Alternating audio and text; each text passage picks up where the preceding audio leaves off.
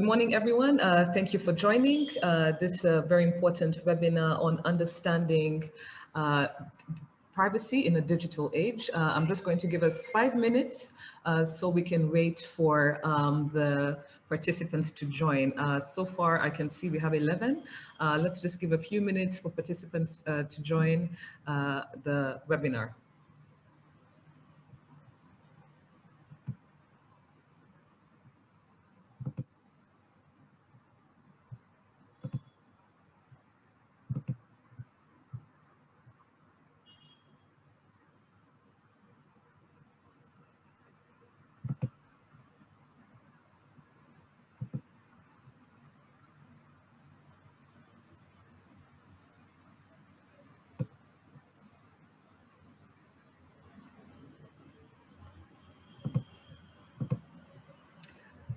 Okay, I think we'll kick off and the participants will join us as we continue. Thank you very much to all the panelists, Ola Lady from Facebook, Eva, and Ghislaine and Jenny. If you allow me to introduce you, thank you very much for joining. This is a very important webinar. As you know, the title of this webinar is Understanding Data Privacy in a Digital Age. I think many of us know that data privacy is something that's becoming increasingly important as we rely on the internet now more than ever, especially with the effects of the COVID-19 pandemic. So data privacy, as many of us know, it denotes basically how information should be managed based on its importance. And it's not just for businesses, it's also for individuals, especially when it comes to the privacy of their data. And what we're here to do is understand data privacy in this digital age, looking at some of the most important challenges that we're facing, interventions, and also looking at social media and networking. And that's why we have a representative from Facebook here. And just allow me to introduce all of our speakers. We have with us Ghislaine Kayigi. Ghislaine is here on behalf of the National Cybersecurity Agency, and Ghislaine is the Chief Cybersecurity Standards Officer. Ghislaine, great to have you on this webinar. We also have with us Jenny Thornton. Jenny is the Head of International Relations at GetSafe Online, based in the United Kingdom. Jenny, great to have you on this webinar. We are also joined by Ola Lady Shailan. I hope I pronounced that properly. Ola Lady is here representing Facebook, and she's the Privacy Policy Manager, Middle East and Africa. Ola Lady, great to have you here. And we also have with us the only man on the panel, Eva Binamungu, who is here as the co-founder of Agili Africa Limited, and Eva will share some insights with us from his experience providing ICT solutions that also includes data privacy handling, also from the perspective of, from the private sector. So allow me to start. I'll just like to start by saying that each of the panelists will have a few minutes each, between 5 minutes to present their case, their interventions on this topic, and then we will move to a Q&A session. So to all the attendees that are coming in and those that are already here, please feel free to field in your questions in the Q&A box. And then we will read them to all the panelists later on. And then we will move to closing remarks by all panelists. And we have 1 hour to do this. So thank you very much once again for coming. My first question that I'm going to ask is to is to Ghislaine. Ghislaine, if you could just give us some of the most common incidences of data breaches in Rwanda, and if you could also explain to us how the National Cybersecurity Agency works with organizations in the public and private sector to address this. Over to you, Ghislaine. Thank you, Dan. Thank you for organizing this session on understanding privacy in the digital age. Thank you for the honor to start the discussion today. So, as a National Cybersecurity Authority, we understand the seriousness of the issue of privacy in the digital age. And we've seen that due to COVID-19, there have been a significant increase in the use of ICT services. That means the video conferencing tools, the online learning platforms, the digital payments, the e-commerce and online service delivery. And also we know that the government has invested a lot in digitizing all public services, and there've been a big progress in doing that. And then we also know that with all online services, all the technologies, we know that they've increased the exposure to online cyber threats. That also includes the data breaches that you just mentioned. So we understand as NTSA that all online systems have exhibited known security threats, and to mitigate these threats, there've been a couple of activities that are being implemented. The first one we can talk about is the initiatives such as this of Get Safe Online, and we value the thought that Get Safe Online had of initiating this program here in Rwanda, where we work together to educate people on how to be online. With the advent of remote work, remote education, we need initiatives such as this, and we appreciate the Get Safe Online campaign in Rwanda.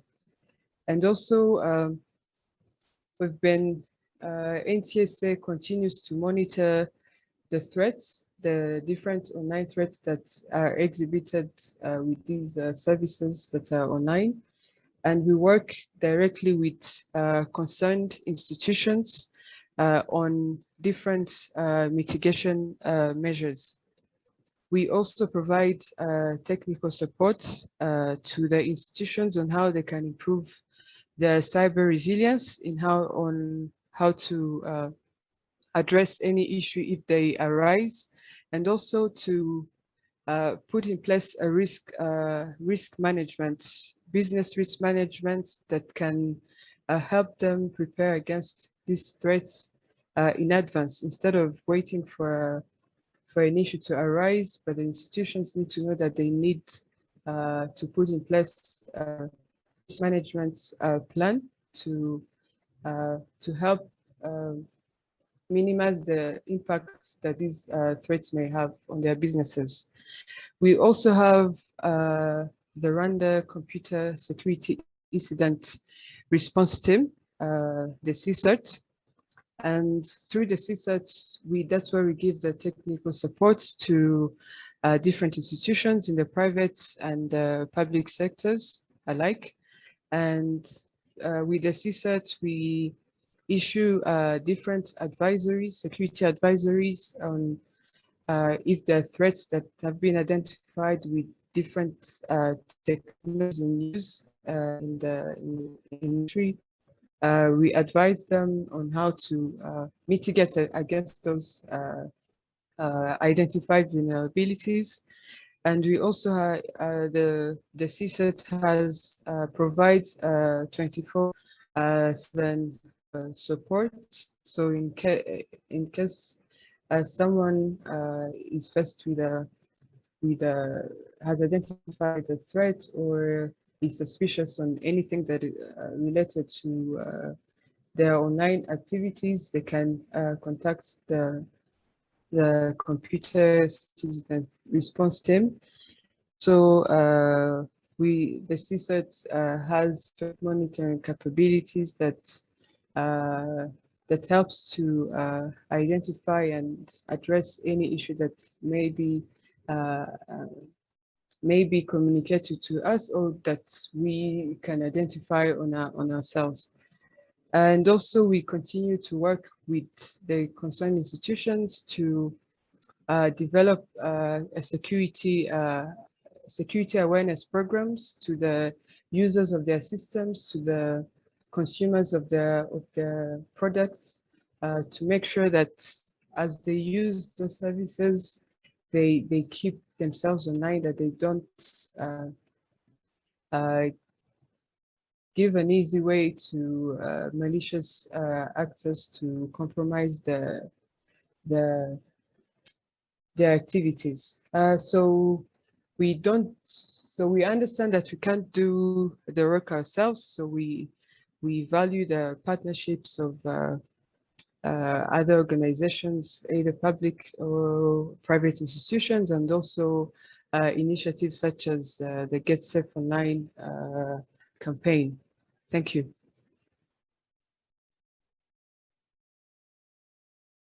Thank you very much, Ghislaine. We'll definitely be coming back to you. I have some questions I'd like to follow up, but before we do that, I'd like to take us to the next panelist. The next panelist is Jenny. Jenny is here with us all the way from the UK. I hope the weather is a bit better at the moment where you are. So my question, Jenny. It actually is about our first. Okay, that's great. Can everyone hear me?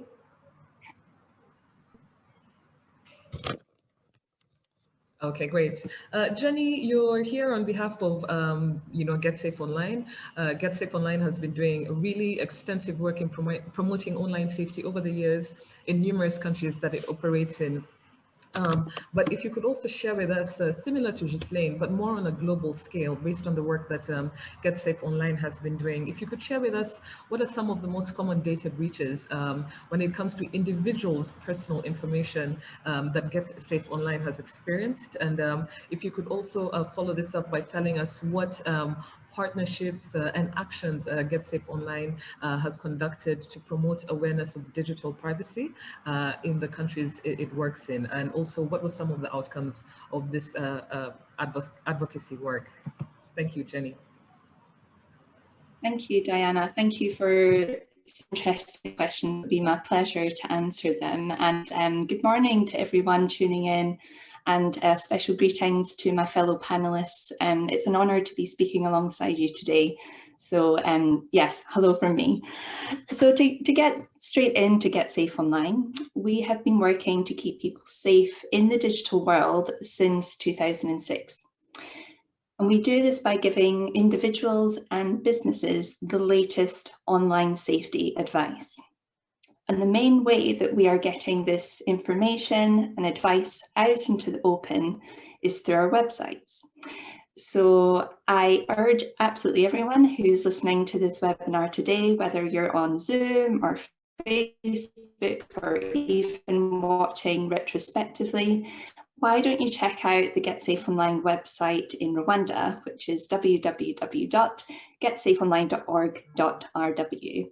And please also tell your friends and family that this is the place to get the details on all online safety worries and concerns for all age groups.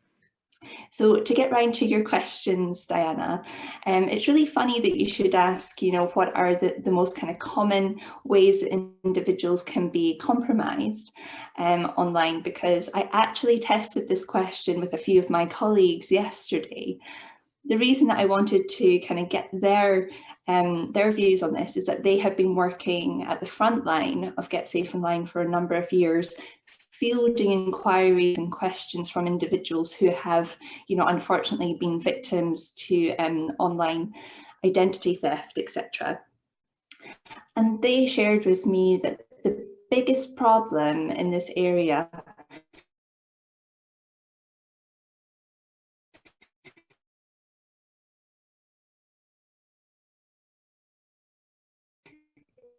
is people securing their data now. The first scenario is something called phishing. And this is when people can be tricked into giving away their data to people that they have believed to be legitimate companies, but aren't actually legitimate. The second scenario is giving away too much information on social media. So this could be either generically just sharing too much information about yourself, or by sharing it too widely and not using the security and privacy features that are available on platforms. And the third scenario is basically naivety. There are some people, particularly those that are new to technology, who sometimes believe that using the internet is as risk-free as, say, using a television, and they don't actually realise when they're taking risks. The best way to think about this is to say that it's a bit like walking around a new city that you've never visited before, and you don't know where the dangerous areas or parts are, or worse still, you don't know that there are any dangerous parts. So I hope that kind of outlines those scenarios there.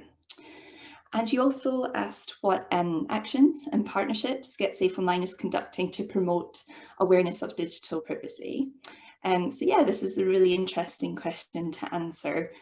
So Get Safe Online works with 22 partner countries who are also Commonwealth member states, just like the UK, where I and my fellow team are all based. And Get Safe Online's mission in each of these countries is to enable individuals and businesses to make informed choices and to action safe behaviours when using the internet. And this actually includes guiding them on privacy matters as well. So maintaining privacy whilst online is really essential in avoiding identity theft and also fraud. It's surprising to inadvertently give away your personal information online, especially if you're prompted to do so, say, by an email or on social networking sites or even on company websites. In addition, it's quite interesting to highlight that certain organisations hold information about you already, which enables you to carry out transactions more smoothly and quickly with them when you return to those websites. And this can include things like, say, government departments or financial institutions such as banks or insurance companies, healthcare providers, retailers such as your favourite online shop, search engines. Really, the list is virtually endless. And me personally, I can think of lots of websites that, you know, have some of my personal data in their memory for ease and efficiency. But there are some risks related to a lack of privacy of your information, which in some unfortunate circumstances could lead to things like identity theft, blackmail, or even extortion, unsolicited selling and marketing that you just don't want to see. And also, you could be at risk if social networks suffer a data breach, which could compromise your personal data if it's held on those sites. So to be proactive about this, some top tips that Get Safe Online provides in Rwanda and also across all countries that it partners with includes these 4 tips that I'll now share. So first of all, ensure you always have effective and updated antivirus software and also anti-spyware running. And this should be on all of your devices where you use the internet. Also, we urge you to use secure websites whenever you're shopping or banking online. Thirdly, log out of secure websites once you've finished with your transaction, because closing a window may not actually automatically log you out of that site. So it's really important just to click log out once you're finished. And fourth, make sure your home and office Wi-Fi network is secured. So make sure no one can get onto your network without you knowing. So we're taking this type of information and advice out into the public through our website, which, just to remind you all, is www.getsafeonline.org.rw. And that's also available in English and Kinyarwanda as well. And we're also taking this information and advice out via our volunteer ambassadors. And I'm pleased to say that we currently have 10 ambassadors in Rwanda, all of whom are conducting their own community outreach sessions. And they are going to be presenting information in a very easy to understand way to help everyone stay safe online, including how to uphold their privacy in the digital age. So I hope that gives you a nice overview of what we do at Get Safe Online, but also highlighting some of the kind of key risks that we have observed over time. And I've given you some top tips there so everyone knows how to stay safe. Thank you, Diana. Thank you very much, Jenny. Very concise and practical advice on staying safe online, especially understanding the risks of data, data privacy and data breaches. The next question I have goes to Ololade. Ololade, thank you for taking time out of your busy schedule to join us. If I may, where are you based at the moment? Sorry, you're on mute. I'm based in Dubai. You're based in Dubai, I'm based yes. in Dubai. You're based in Dubai. Thank you for joining us. My question to you, Ololade, is that Facebook is the largest social network with around 2.8 billion monthly users. And, we know Facebook takes data protection and people's privacy very seriously. But then, in the past, there have been, accusations of data breaches. So the question really to you here, as you, data, a privacy policy manager on behalf of Facebook, is if you could share with us what measures are in place at Facebook to ensure individuals' data privacy and protection. Thank you very much, Dee. So I have a presentation. I'm going to try and run through it very quickly because I know we don't have that much time. Just a second while I try and share my screen. Okay, so screen sharing has been disabled by the host. I don't know if you can enable it so that I can share my screen.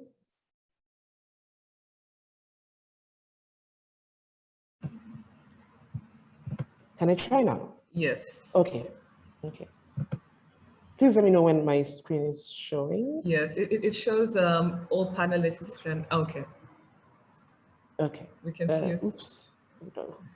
It seems a very messy desktop. Okay, can you see my screen now? Can everyone see the screen? Great. Perfect. Yeah, okay. I can see your screen too.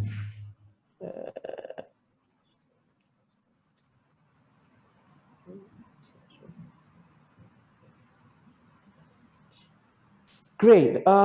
Thank you so much, Dee, and hello, co-panelists and everyone. I want to just say thank you for the opportunity to, be part of this panel and have this conversation, basically to share what we do at Facebook to keep our users safe and secure as they engage in our platform.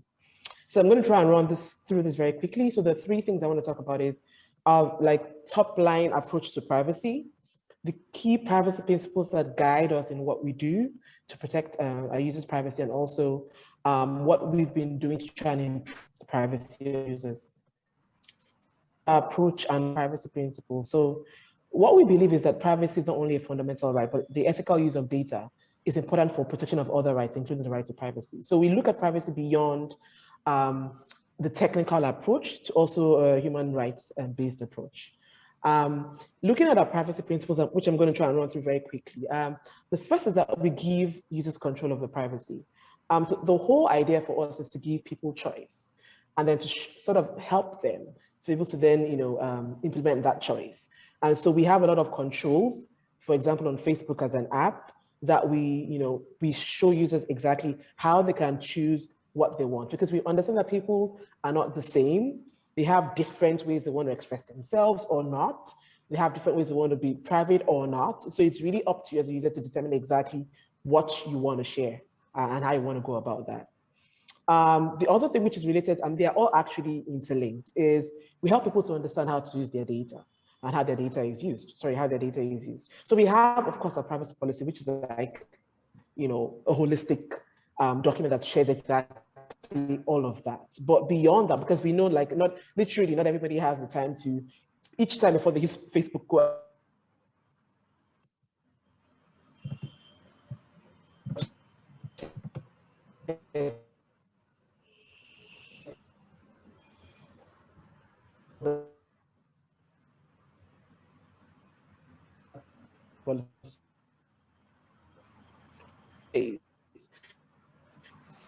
Sorry, Ololade, you're breaking up. So at every stage, that help them to share and work together. For example, we have a platform that works like Zoom. It's called WhosHusa.rw. It's a locally hosted. It has all those features, and the most important thing, it doesn't take information that the client or the user didn't give it. You just log in with your email. The administrator can, of course, register with their email address, but guests and people who are coming in, they just share their names. And it doesn't use a third-party application. You just need to use your browser to connect. And above all is, we created the platform to reply to some very high local demand of people who were not trusting other platforms, foreign platforms, Skype, Zoom, and things like that. They don't know where the information is stored. So our system is locally hosted, and the management is very user-friendly with all the latest level of security we can find right now. And of course, we keep on increasing, keep on updating, depending on how the technology is changing. It's a very, very fast domain. Every day there's new things that appear. So our engineers have to make sure that they follow international standards. Of course, by international standard, we don't forget some specific standards RURA or RISA can set up. For example, on projects that are more financial related, it's strictly that those information can't be stored in a foreign server. It must be locally stored. So some of the security guidelines are old, but on our side, we have to do that due diligence of making sure that what we deliver, what we give to our clients is really, we can't, again, be 100% safe, but we do our best to raise the bar very high and protect our clients. So another thing I can say, it's maybe on the challenge we face, it's on the client side. Sometimes they don't really understand what is being safe online. They can request us to build forms to log in a system we are building for them, with like maybe requesting like a TIN number of someone, requesting him the passport number. So in those cases, we try to teach them and tell them, you don't need this kind of information for someone to be able to use your platform.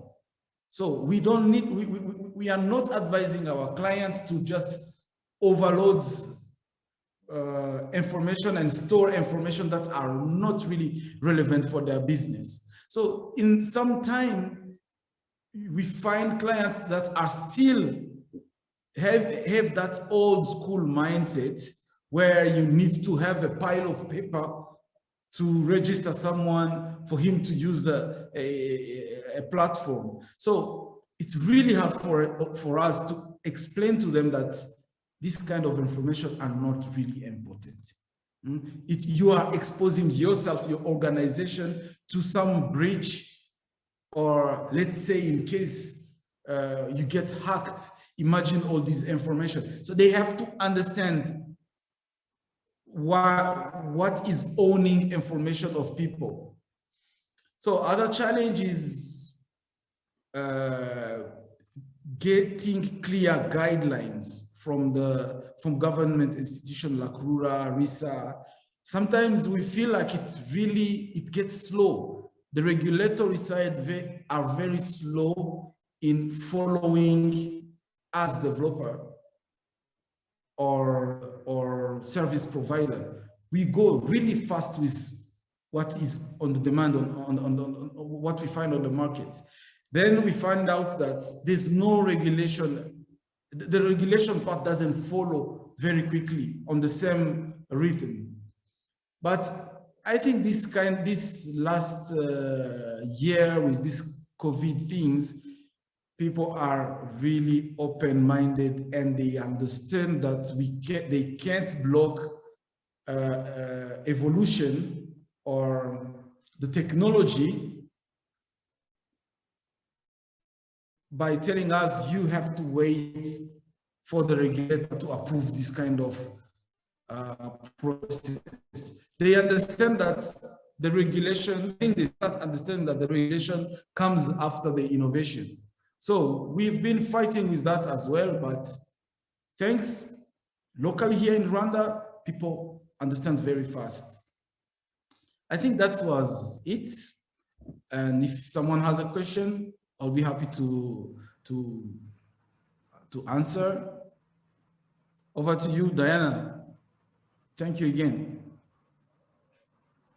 Thank you very much, Eva. Thank you also, Ola Lady. Sorry, I got cut off my connection, but I'm glad that we were still able to continue. There was a question that came in from Didier. I'll read that later, but right now we have a question that goes out to you, Ola Lady. And pardon me, I think you may not, very fussy on this, but I'd like to say Dr. Ola Lady, I think is the title that you go by. So Dr. Ola Lady, the first question goes out to you, and it's from Tionest and Jiruwon Sanga, and he says, if someone has shared a photo of you on a social networking site like Facebook or Twitter without your consent, and if you think that image violates your privacy rights, how can you report the image to Facebook and ask for it removed? And he says, what are the best practices the victim can follow in that case? Over to you, Ola Lady. Thank you very much, and that's a very good question. So, I mean, so the person talks about a social media platform, and I can only speak about Facebook, right?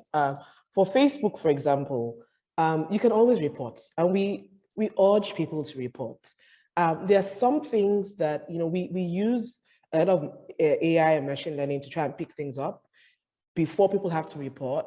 But as we know, that is not always perfect. So first request is always for people to report. If you see it, it doesn't even have to be you that is in the picture that you feel is appropriate. It could be anything at all that you see is inappropriate that has been shared by anybody on Facebook.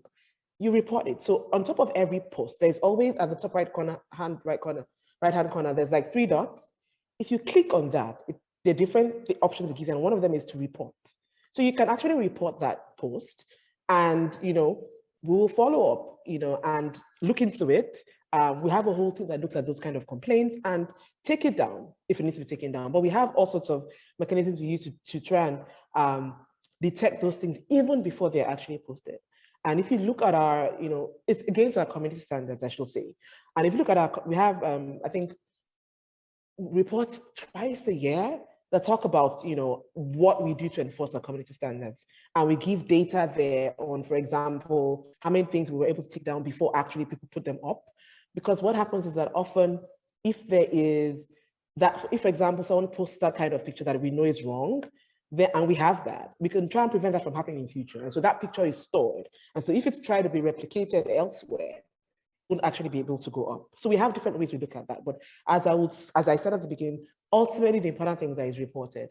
And it doesn't have to be a picture about you. We should all be our brothers or sisters keeper. If you see anything that is inappropriate, then you should report it and give us a chance to take the necessary action. Thank you very much, Ola Lady. I'll be waiting for some more questions to come in. We have, I think, 15 minutes left. But in the meantime, I would like to know if there's any of you that would like to just comment on what your fellow panelists have said. Like I'd said before, Jenny or Ghislaine or Eva, if you'd just like to quickly comment on what your co-panelists have said thus far. I'll get in there first, if that's okay. Sure. Yeah, I really enjoyed all of the presentations by my fellow panelists and love the diversity that we've covered today, actually, in this discussion. Yeah, I do have a burning question for Ola Lady. I gave her warning. So I'm just sitting here listening, absorbing to the conversation. And the kind of key thing I'm wondering about is responsibility. Where does responsibility lie when it comes to privacy? Is it the individual internet user, or is it the platforms such as Facebook? And we all know Facebook has quite a huge presence in sub-Saharan Africa and Rwanda, of course. So I wonder if I could put that question to you, Ola Lady, about, you know, who bears the responsibility of privacy really, and how far does that responsibility go when it comes to Facebook as the holder of information? Thanks very much, Jenny. So you gave me a warning, but I had no idea what you were going to ask. But yeah, I was on my toes anyways. Yeah, so I think, to be honest with you, I think it's both ways. It can never be either just Facebook or any social media platform or the individual. It is a combination of both. And so our approach, like I explained, is to give users the tools they need to be able to protect their privacy.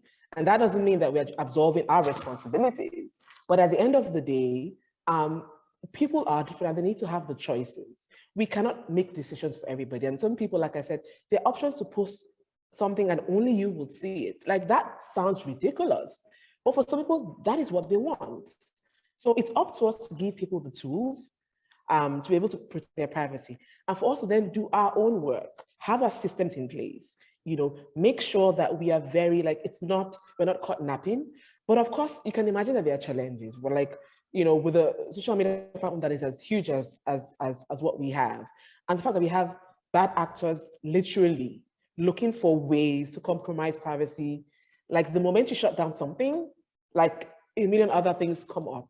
And so we literally have our work cut out for us. But I would not say it's only Facebook's responsibility or only an individual's responsibility. It's both ways. And so it's about each of us, quote unquote, playing our parts to ensure that, you know, people are safe. But we take our responsibility very, very seriously. And we believe that it has to be, you know, it has to be both ways. It can never be just one or the other. Thank you very much, Ola Lady, Dr. Ola Lady. I have a quick question from Mr. Eliakim, and I think this would apply to, you know, all panelists. And he asks, great presentations all. My question is, what do you think about the existence of multiple definitions of the term user privacy and data security? Is it something to be defined based on context? Who would like to answer that question?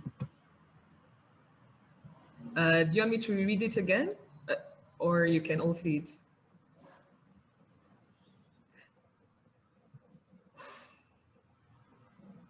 I think I'll take a swipe. I mean, I just thought I had spoken a lot. My voice has been kind of dominant. I should not.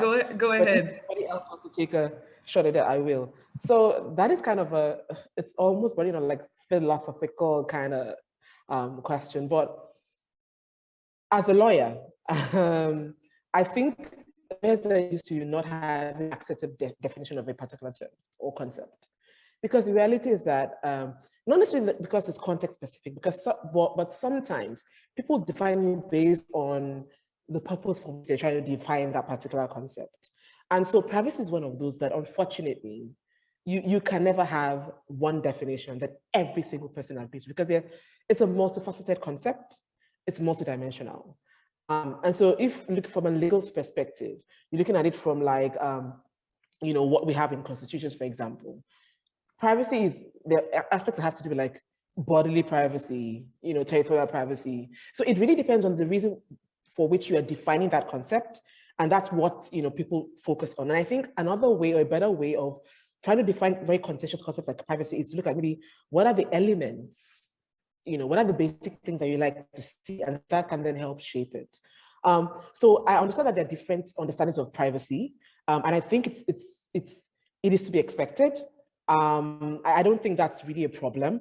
It's really about in what context is privacy then becoming an issue. Yeah, so that for me is my own way of looking at it. Like, it's hard to find usually a generally accepted definition of anything, at least from a legal perspective. And so it really depends on exactly what the purpose is for that definition.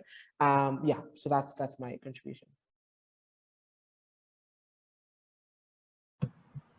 Thank you. If I may add. Yes, Jocelyn, go ahead. If I may add on what Dr. Ola Lady has just mentioned, also looking on the point of data security, I think it's also, it is about how to keep the data secure, but also even the infrastructure that supports that data. It's also included when you mention data security. That's a small comment I wanted to share. Thank you. Thank you very much. We have a few minutes left, and with that, I'll just like to hear from all. There's also a question here coming in, and this is from Facebook. Allow me to just quickly read it. And it says that protecting yourself online is usually a compromise between security and convenience. What are some of the most convenient ways to increase your security online? And this person says, for example, using VPNs, Tor networks, cryptocurrency, password managers, etc. This is from Damien Frog. And his question is, what are some of the most convenient ways to increase your security online? Eva, would you like to take this? Yeah, okay. The most secure, things keep on changing. The best thing first, having a good password, or not this kind of thing that can be generated. A combination of uppercase symbols, letters and numbers. And again, each platform proposes the kind of security they think is good. If for cryptocurrency, that is on another level. They are really updated on the way you can log in your account, and it can be called it can be like a case per case things. For your personal email, all the latest email provider can't accept a simple password to log in. And again, if we talk about Tor or VPN, it's also, again, what do you want to do with Tor or that VPN? If you want to connect to your bank, I don't think you need to do that behind a proxy, or if you have to connect to your corporate server, I will understand that yes, you have to pass through a VPN. So it's a case-by-case thing. If it's for your email, for work, for social media, you have to do your own, how do you call it, due diligence, or you have to know by yourself what kind of information I should share, or what kind of security access level I should. But my advice is each platform follow the maximum security level they advise you to use. I think if someone can add, or I think that's my point of view on the question. Thank you very much, Eva. Would someone like to add on that? Because I'd like us to quickly go to our close. Okay, yes, Jenny, go ahead. Yeah, thank you.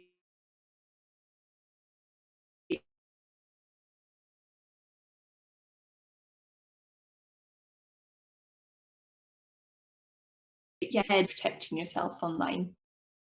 You may forego additional security steps.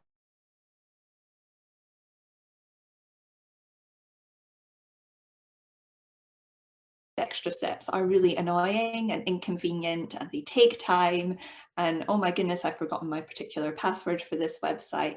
Yeah, we've all been there. We all realize those realities, but at the end of the day, you are going to have to go through a degree of inconvenience, I think, whether it's two-factor authentication and, getting a text to your mobile phone to authorize that, yes, it is me trying to log in online.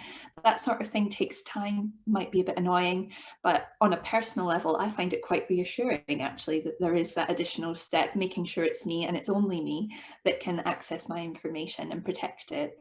So there's that. But I also wanted to say, in terms of convenience and protecting yourself online, I firmly believe, from Get Safe Online, that good habits are both convenient and helpful for staying safe online. So if you're in the habit of just, going through certain checks, being vigilant, making sure that the websites you're visiting or doing a purchase on are legitimate, are registered kind of companies, that sort of good habit and good eye for detail will be convenient and help safeguard you. Thank you, Jenny. We have a question that was put in early on, but we lost it. We've just gotten it back, and I'd like to just read it out as our last question. It's from Didier. Didier, thanks once again for reposting your question. And he asks that it has been seen that too many security measures always frustrate users during the transactions or payments experience. And his question is, what is the best or easiest way to pay or transact securely without compromising user experience? So he's talking about, digital transactions. Panelists who would like to take this? The safest, Okay. yes, Eva. Let me try. I'm not saying that that's the best way or the safest way, but the less you ask your clients, it's always better on the level, on the user friendliness. But again, let's say for a context of payment in Rwanda, there are very many platforms where you just need the phone number. Then the platform connects to a payment gateway that already has those information that is related to that phone number. Then the clients or the user will get prompt on his device, his phone, and put the password or I don't know, the PIN code to do the payment. That is something really fast, even our company use. In payments with Visa cards or MasterCards, we've seen a lot of other way of security you can find. But as again, because in Rwanda, PayPal is open and everyone can open a PayPal account, we like to have that kind of middle man between our payment platform and the clients. We trust their security level, then people can pass through that their PayPal accounts. So we will not handle the Visa or MasterCard information of our clients. But the best and fastest way till today, it's the way we use, we just take the phone number of the client. That's it. I hope it answered the question. Yes, I hope Didier has his question answered. I'd like us to just quickly close. We've come to the end of this very interesting conversation on data privacy in a digital age that we're living in. I'd like us to just give closing remarks, just reiterating some of the things you've said, and just, putting some more information out there, or reinforcing the idea that data privacy is important, but also self-protection and being alert online is also key. Dr. Ola Lady, I'll kick off with you in your closing remarks. Thank you very much. Yeah, just to say thank you for the opportunity again to share with panelists and with the participants and the work we do as Facebook. I want to reiterate something I said quite a few times, that we do not believe the work is ever done. And we are constantly seeking to collaborate with a broad range of experts, in the data privacy space, to help us better strengthen our own, mechanisms and our own methods of protecting our users. And so that is for us the most important thing. We don't believe the work is done, and we are constantly working to further secure and further protect the privacy of our users. Thank you. Thank you very much. Over to you, Ghislaine, your closing remarks. Thank you, Diana. Thank you for the conversation. Through the discussions we've highlighted the importance of users to always ensure that whatever they do online, they're thinking at the back of their mind that they should be cautious about what they share online, what they post online, how they transact online. Like my colleague, my fellow panelist Eva has just shared on how to do transactions, secure transactions online. I just wanted to emphasize that different institutions, different services, they publish their own privacy policies, and I encourage everyone to have the time, spare time to go through those policies because they will help them to know how they can keep themselves safe online. In the past, people have been complaining that those policies are normally long and boring, if I may use that word. So I know that companies have put a lot of effort into making sure that those policies are easier and concise, and users can easily understand them and know how to implement what they say. So that's what I can share, and just take time to think what you're going to do online, and put in place all the measures that can help you to stay safe. And if you think that your rights or your privacy has been violated, share it with a concerned institution. They will be able to assist you. Thank you. Thank you very much, Ghislaine. I know in Rwanda there's a law on data privacy that's in the pipeline, and I think it's going to come to fruition soon. So glad to see that even in Rwanda we are thinking about the importance of data privacy. Thank you for your interventions, Ghislaine, on behalf of NCSA and the Rwandan government. Jenny, over to you, closing remarks. Thank you, Diana, and thank you again to all the other panelists for such a rich discussion we've had today. I just want to kind of reflect on this topic in general, because I really think privacy is so fascinating. And, you know, for anyone who works in cyber or any technologists out there, I'm sure they think of privacy, yes, as a complicated and tricky area in terms of policy, but actually I think it also represents a really exciting area for innovation.